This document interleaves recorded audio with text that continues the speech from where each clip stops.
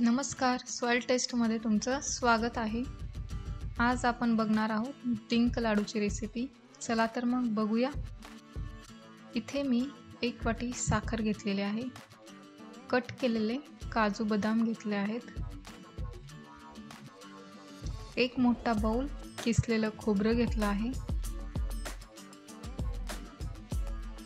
40 ते 50 ग्रॅम डिंक घेतला आहे. 20 ते 30 ग्रॅम खजूर घ्यायचा आहे आणि थोडंसं तूप देखील आपल्याला इथे लागणार आहे. सुरुवातीला कढईमध्ये थोडं तूप घालून आपल्याला डिंक तळून घ्यायचं आहे. इथे आपल्याला गॅसची फ्लेम मीडियमच ठेवायची आहे. डिंक आपल्याला चांगला फ्लफी होईपर्यंत तळून घ्यायचा आहे. बघू शकता अशा प्रकारे डिंक तळून घ्यायचा आहे. आता तो आपण एका प्लेटमध्ये काढून घेऊ. क्रश करून घ्यायचा आहे. इथे तुम्ही मिक्सरमध्ये क्रश केला तरी चालेल. त्याची बारीक पूड होईपर्यंत आपल्याला तो क्रश करायचा आहे.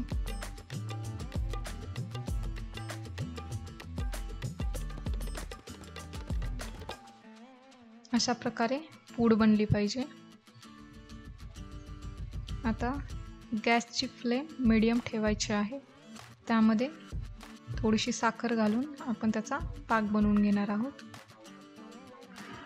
साखर पूर्णपणे विरघळेपर्यंत आपल्याला ते ढवळत राहायचं आहे.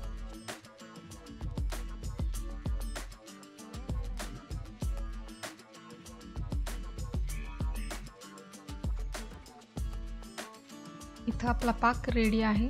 गॅस बंद करायचा आहे. त्यामध्ये आता किसलेलं खोबरं आणि डिंक घालून मिक्सचर चांगलं मिक्स करून घ्यायचं आहे.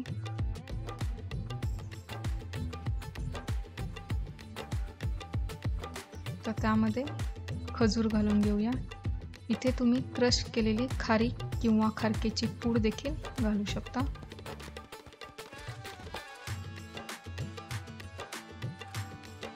हे आपल्याला व्यवस्थित मिक्स होईपर्यंत हलवून घ्यायचं आहे.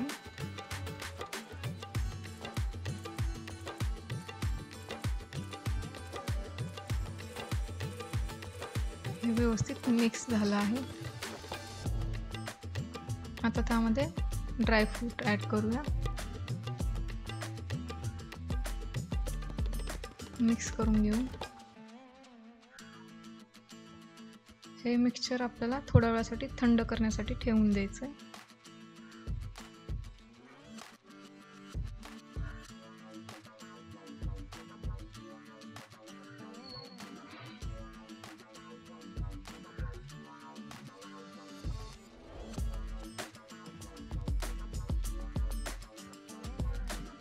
मिक्सचर थंड झालेलं आहे. आता आपण याचे स्मॉल लाडू बनवून घेणार आहोत. इथे तुम्ही याच्या वड्या देखील बनवून घेऊ शकता. एका प्लेटला आतून थोडंसं ऑइल किंवा तूप लावून त्यामध्ये हे मिक्सचर स्प्रेड करून घ्यायचं आहे आणि त्याच्या वड्या बनवू शकता.